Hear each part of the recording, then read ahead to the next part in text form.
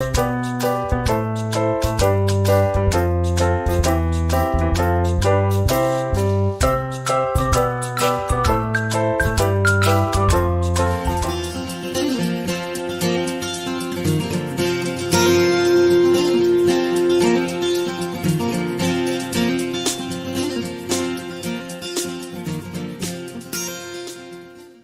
good evening. And what are we doing here? This is after service, right? Uh-huh. Yeah. So what do we do here, Brian? Do the elevator pitch for us. Well, Not what we do is we usually chat for a moment about life and stuff like that. But before we talk about life a little bit, let me tell you a little bit about the service and about the message. We talk a little bit about the message. We're in Mark chapter 8.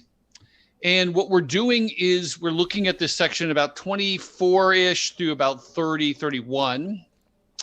And in a nutshell, it starts with Mark presents a two-part healing of a man named who is blind, and it's really a metaphor for what's happening in everybody's lives. That they have three stages. They have the stage of being blind, not getting anything. They don't even understand what they don't understand. Then they move towards the one where they can kind of see, like the man there. He can kind of see. The blind man can kind of see. Finally, he fully sees. And this is a metaphor for what's happening with the disciples and with everybody. Right after that, what Mark does is he presents Peter with this amazing declaration that Jesus is the Christ, in contrast to everybody else who thinks Jesus is a really amazing guy, a prophet, really good, but they fall way short by just calling him a prophet, and he's not that he and not say that he's the Messiah. So Peter gets it right. But then immediately after that, what Mark does is he slams Peter pretty hard for getting the title right, but not understanding what that means. Jesus rebukes him very harshly, because what happens at this point is Jesus says, what the Christ means is that I'm the person who's going to die and raise again. And Peter's understanding of who Jesus is, that is completely incompatible with. He gets the title right, but he has no idea really who Jesus is. And so Peter gets massively rebuked by Jesus. Thus, the message is Peter can partially see. And the message for us is we may get the title right, we may understand a little bit, but if you try to understand Jesus apart from his death and resurrection, you don't understand him. In fact, you're at odds with who he is. There you go. You jumped right in. I said an elevator speech, and really what I meant was tell people what the podcast is about, but you jumped right in. So I thought that's what you wanted. You usually call that the elevator speech. You're right. You know, and I knew immediately when I said that, I'm like, he could interpret this one way or the other. But thank you for sharing that. I'm going to come back to that, but I just wanted to ask, we're in the middle of the Olympics. Have you been watching anything? Not really. Not feeling it? Yeah. There's a mixed things. I mean, I used to like it, but honestly, and maybe you can appreciate this, the last time I tried to watch a little bit of the Olympics, and it's just seared in my mind, was when Dad was in hospice. He was dying. Okay. It was on, and he had zero interest in it.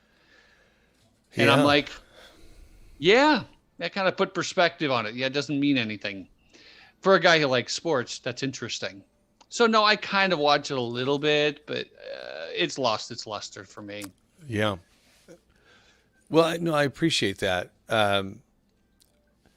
Because I'm watching it and with interest, but it's different than it has been. When I think about the Olympics, I think about 1984.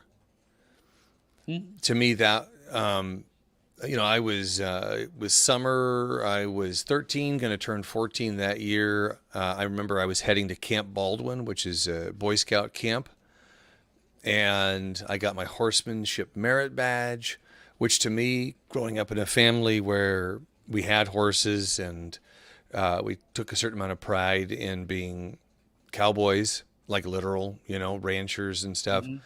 I was so proud to get that merit badge. But that's what 84 Olympics was, going to McDonald's, getting the scratchers that if we got the gold in these things, then you got fries and a burger. I mean, I think of that.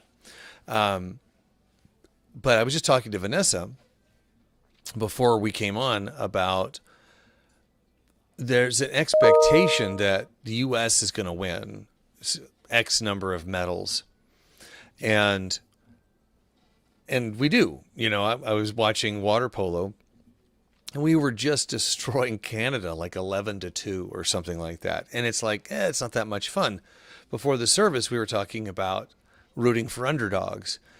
And there's that tendency to, they're the favorite. Let's root for the other people. So I find, like, when I watch us with sports, if it's not competitive, as in we are dominating, I tend to not be very interested. Whereas if it's really, like, I watched a baseball game, United States versus Japan. That was really competitive, and we actually lost by a run in extra innings. Sorry for anybody who was waiting to watch that, but I don't think anybody was. But that engaged me, and that actually made me think of your message, because the United States is, the expectation is we're going to dominate or we're going to win X number, and as the Jews were thinking about, hey, warrior king, and Jesus subverted that. Yeah, how expectations really affects what you see and how you interpret it. And when Jesus redefines what is the Messiah, it's incomprehensible to Peter, let alone anybody else. It's not supposed to be like that. He's supposed to be this nationalistic warrior king who's going to get rid of the Gentiles and the impurity and, all of this life, this world kind of thing. And he has no interest in it. In fact, it's the very opposite of that. It doesn't make any sense. I don't think we appreciate that very often, mostly because we're so used to the story of Jesus, his death and resurrection, that we like, oh yeah, that's what's supposed to happen. Well, it's like watching a rerun of a sports of a game where you see a team that was the underdog come from behind and win at the last second. The hockey game. Exactly. That's exactly what I was thinking of, is that the Miracle on Ice, we already know what happens, and so we can watch that. We can be entertained by that, etc. But we don't have the context for how that really was beyond any expectations. And for people watching, people experiencing that was not expected in any way, shape, or form. In any way, shape, or form, yeah. And so we are looking back and it's like watching a movie with a remarkable twist in it. A movie that we're going to watch as a family here probably in the next couple of days. With a number in it? That's right, yeah. That one, yes. We all know, those of you who know, yes, it's that one. Once you know that, once you know the twist, it's like, it's a different movie.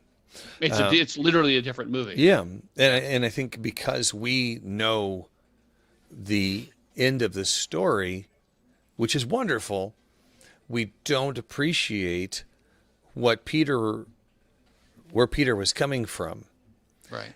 And really how significant that rebuke was. Oh, massively! It's like in league with Satan. Whew. Yeah, that's harsh. Yeah. And it's still a stumbling block for Jewish people today. Like Jesus cannot possibly be the Messiah because he didn't do what we think he was supposed to do. So they reject him out of hand. There's no way. But yeah, there is a way. You just don't see it. Yeah, somebody changed the game plan.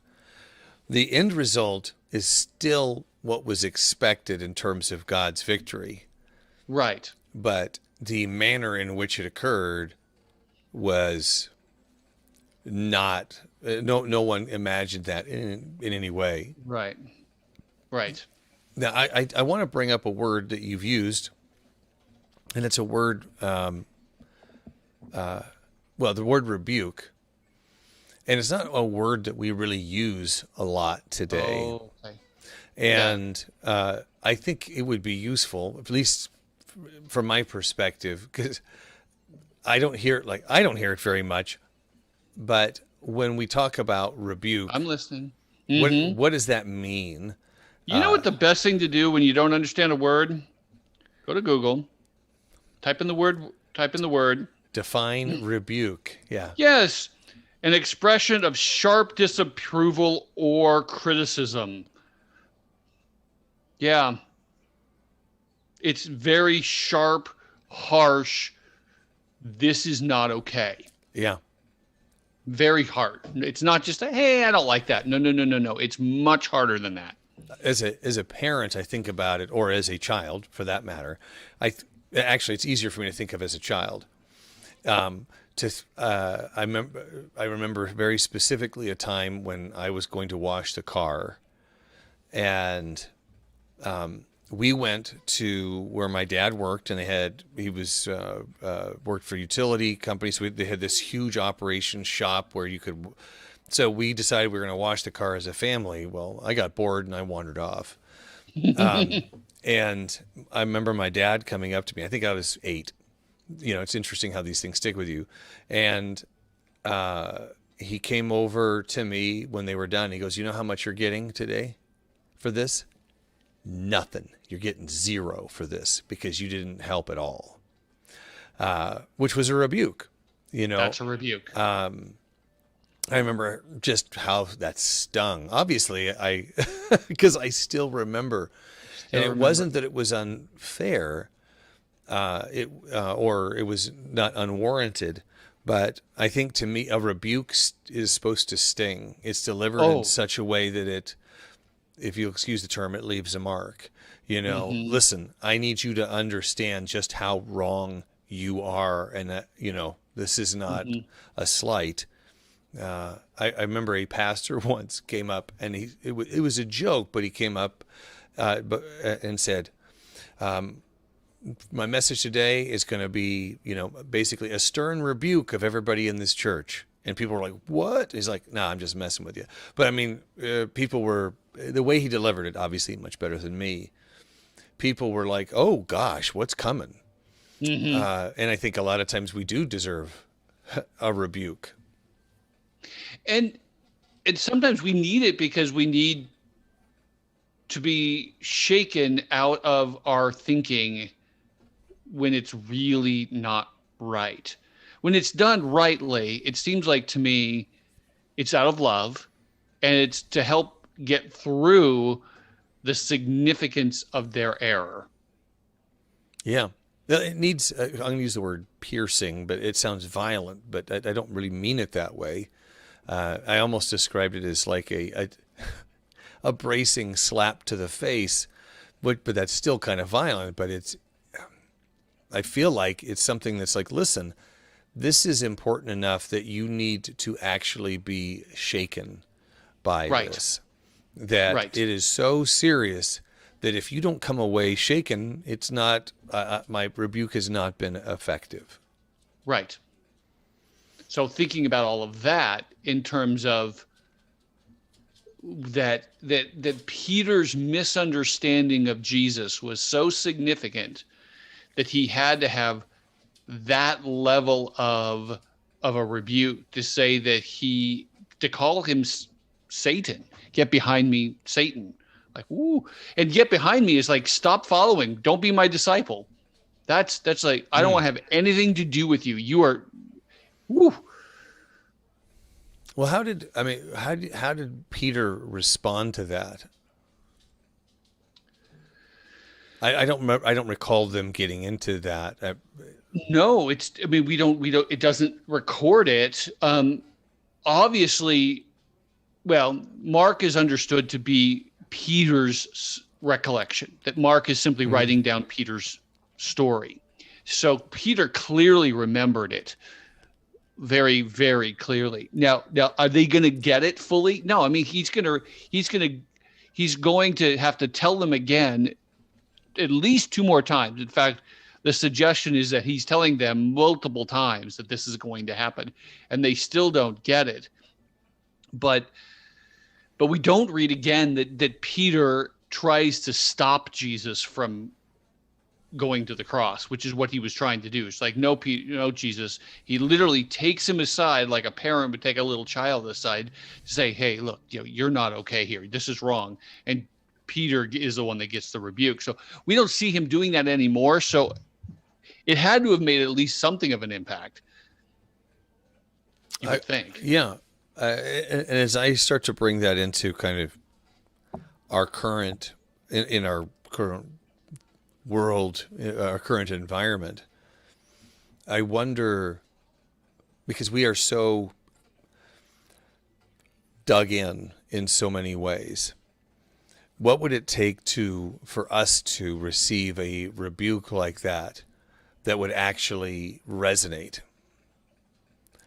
Yeah. I mean, I don't have an answer to that. Oh, I don't either. But you can imagine how hard it's going to have to be. Yeah. Both as the church and as a culture. Yes, I think because it's so polar that that's one of those things where I when I pray for Christ to come back, I pray for things like, could you just come in and just do a major adjustment for all of us? Because I don't think any of us are really truly in the right place. If I'm thinking about the general culture and the Christian culture, I think there's a lot that's not right with the culture and the Christian culture. Yes. Yeah. Yeah. So I think about, could you just come down and like give us a good shoulder shake? What are you thinking? And of course, my thought is, what if he's been doing that and we're not listening? Well, that's why I ask about the rebuke piece. That if he was, I think about, like, if you think about marriages, you think about marriage relationships and how a couple will get so used to communicating to each other that in some ways subtle messages don't resonate. Right. And that it takes something a bit more dramatic to go, no, I'm really serious. You need to pay attention. This is something I care about. That it's like, how significant or severe, if I can use that word, does that rebuke have to be for us to wake up and go, oh gosh. And I think about the Pharisees. I mean, what a splash of, that's the ice bucket challenge, right? Here's Christ going, you're wrong. Cold water dumped all over them. And a lot of them still didn't get it, even after that. Right. They still didn't get it. Yeah. It's a little scary to think how much we could be wrong. Yeah. And that's kind of where I go and lean into C.S. Lewis a bit, into the idea that, we really need to be operating out of our best intentions and our best interpretation, as a big dose of humility. Yeah. It's like, I'm probably wrong in some of these things, God, and I hope you will forgive me for that. I'm doing the best that I can, and please tell me where I'm wrong. That's really, that has been on my heart a lot of late. In fact, our friend Ross King recently released a new album. If you don't have it yet, it's very good. But a big part of that is a rebuke. Like, hey, we're not right in a lot of different ways. And and I listened and I went, my tendency is to go, yeah, you guys are all screwed up. And I'm listening going, oh man, I'm screwed up. That's really godly of you. Oh, well, it's, No, I mean, I'm saying just the point of realizing that instead of just looking outward to go, okay, but I have to be wrong somewhere too. yeah, That's good. I am so judgmental. And I'm judgmental pointing my finger at people that I think are judgmental. You know, Don't you think that the sins that annoy you the most are often the ones that you struggle with? oh yeah, absolutely. It's so true. And it's proven over and over and over again. What that also makes me do is go, okay, so that's the obvious one. So what else is there? You know, Oh yeah. I think I've discussed this before. I'm trying to remember. The idea that when you take your first pass with the broom, you pick up a lot of junk. But if you pass again, there's still a lot left. But you got the obvious stuff the first time, and then there's a lot of other stuff that is just there that, like if you walk around with white socks, right? You're going to get the needles, you're going to get, some of the clumps of grass and stuff that come in. But if you walk around with white socks, they're going to be dirty because you missed all that stuff that you didn't see.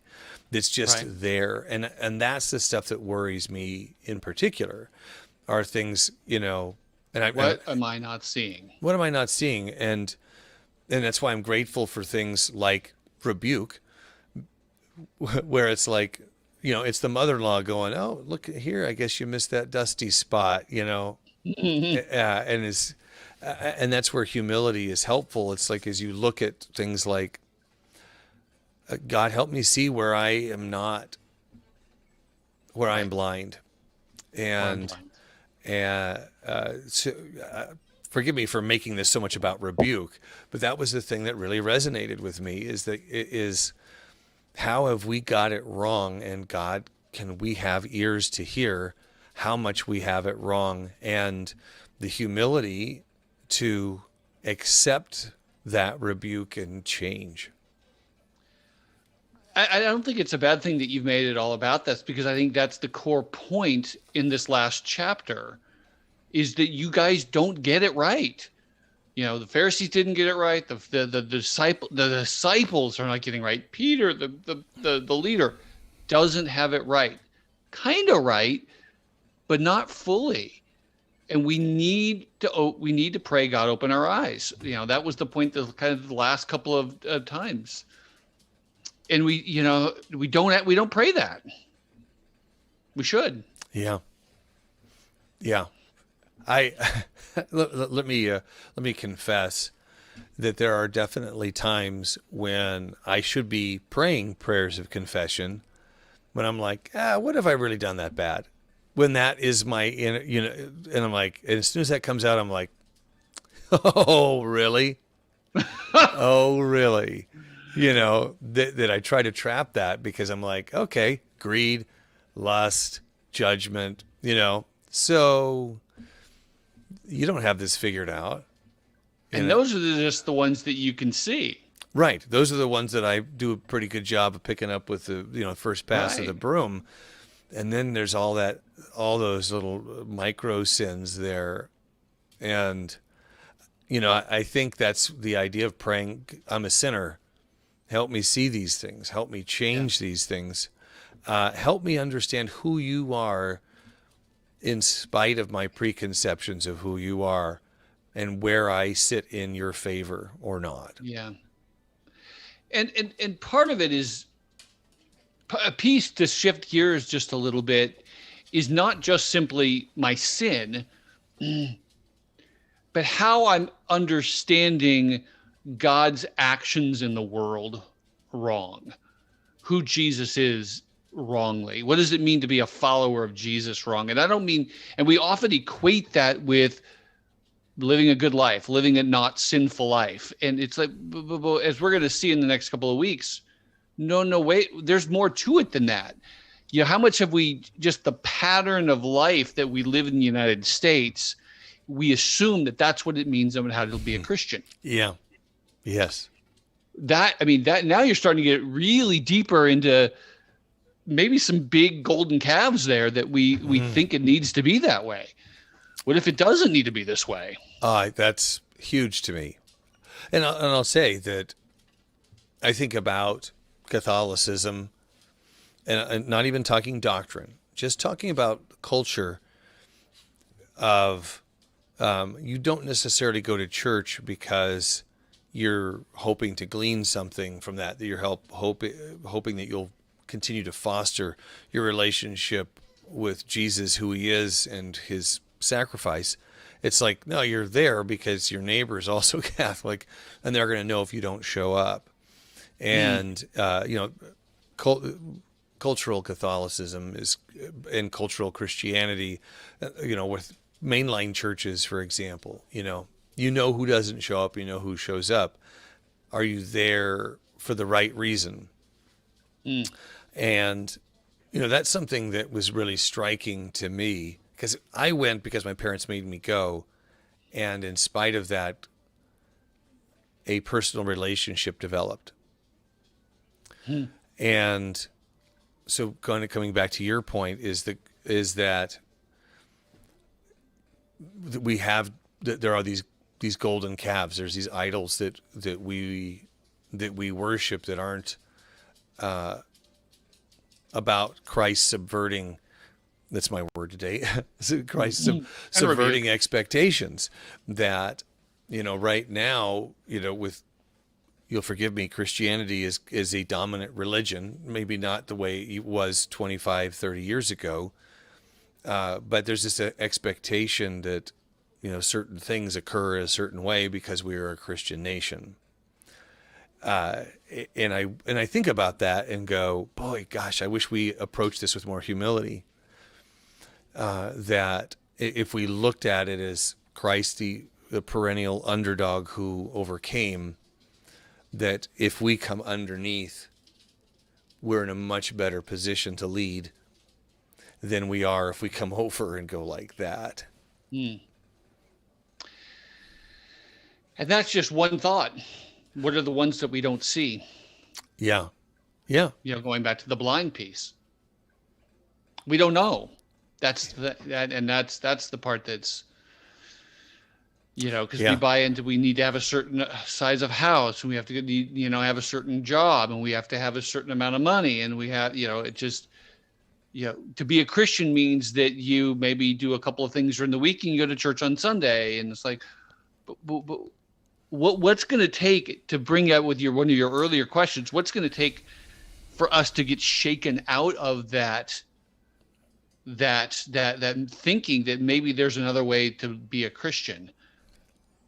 Yeah. No, that's really heavy to me. And I mean that in the best possible way. That we may even be aware, but we don't have the courage to make the shift. True. And I can tell you that that's something that I struggle with. I can see how you need me to be better, Lord, and I don't do it. Yeah.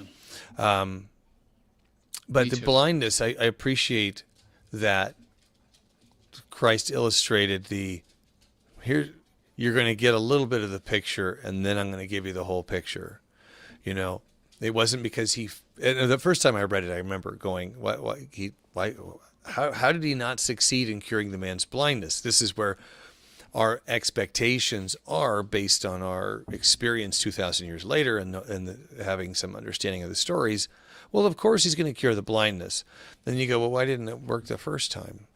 I think he does anything without some intention. Right. Everything's with an intention. Yeah. Everything. Nothing is and we think, I love that about Jesus.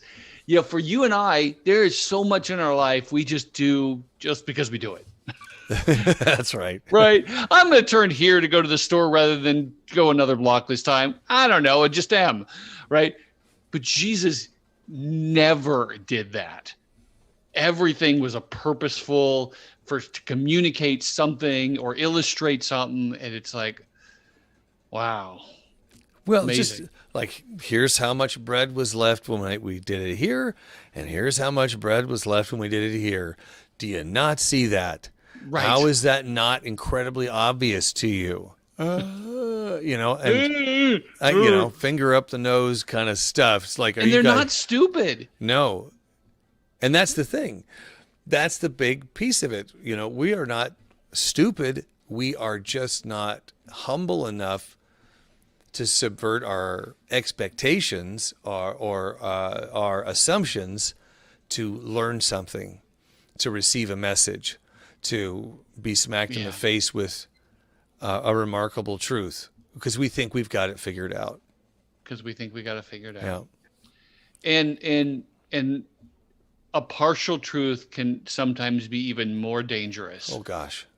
Yeah. because we think we do have it figured out. Peter probably acted the way he did because he had just got it right with the title. So he thought he fully understood. Yeah. And so because we partially see, we think we know more than we do. It reminds me, I don't know how much time we have, but and I'm sure you've heard this before, that the people who are most incompetent in an area think they're the best. Have you not heard of this? It's actually No. scientifically proven. Yeah. That, Well, that it's the idea that you don't know what you don't know. don't know what you don't know. Right. You have a little bit of knowledge that you extrapolate in your own mind Mm-hmm. to say, well, I must have this figured out. I encounter that all the time because of All what the I do time. for a living. All the time. And it takes for me, because I've done what I do for over, 20 plus years. I You know what you don't know. you're right. And I'm really not afraid to go, that's not my strong suit. Right. But I've worked with people who have a tenth of the experience that I have, who take one little nugget of experience and say, I got it. Right. And they're so dangerous. And it's so dangerous. And it's the people who, okay, so the people who have a little bit of information and knowledge overestimate what they can do and know, and they know. And the people who know a lot tend to underestimate because Yeah. they assume everybody gets it when they don't. Yes, it's absolutely true. It's It actually, happens all the time. it's a tenet of teaching, as a matter of fact, that the teachers will assume that the students understand more than they do. I think I do that. Well, I'm afraid to condescend. And that's actually a word and we're past time, but I'm going to talk about it anyway. It's a word you used the other day where the word condescend suggests in our world, there's an implication that it's an insult. And condescension to me is one of my pet peeves. When somebody talks down to me and assumes that I don't understand something or that, it makes I me. remember using the word, yeah. But the idea that God condescended, as in He brought Himself down to our level, and right, and that's not He was doing that to insult us. He was doing that so we understood how He could relate to us, Right. and that's and really one of the big words when I became worship leader at the church 8.5 years ago was submission. Was that it's important that we understand when we need to submit. And it's not a bad word. It's that Right. there are times when we need to look, we need to submit to the appropriate authority. We don't, as a stubborn culture, a stubborn nation, we don't submit real well. We don't like the word. And, we should try to acknowledge the appropriate authorities. And I think the only way we're really going to hear what any kind of rebuke that Christ has for us today is to, lay ourselves out there, Yeah. fall face down, I'm on the ground. You're in charge. You tell me what to do. Yeah. Hey, Maybe we'll Derek. do that song on Sunday. I love that song. Derek is late. Let's rebuke Derek now that we have the opportunity. Hey, Derek, good to This see was you. a really enjoyable conversation and a little bit wide ranging, but it was good. I enjoyed it. Well, I really appreciate the message, as I usually do. Occasionally, I think you're off base, but no. This is something really. The whole. Thank you for indulging me to chat about, humility and where rebuke fits in that. Oh, no, it was right on line with everything. It was great. So, All right, folks, we're going to wrap it up. I guess the last thing I'd like to ask is what are we talking about on Sunday? it's what does it mean to be a disciple? What does it mean to be a believer? It's the take up your cross and follow me Oh, okay. part. Hey, Jen. It's following right in this same line. It's this train started at the end of chapter 7 and finishes all the way at the end of chapter 8, and we're just finishing this whole section. So Excellent. that's it. All right. All right, and say hi to Jen. Hi, Jen. Hi, Derek. Glad you guys made it. And now it's time for us to wrap up because It's time. I'm hungry, and the Doritos that I had 3 hours ago ain't cutting it anymore. All right, guys. We're gonna go watch a psych and have chicken sandwiches. Oh, what a wonderful choice.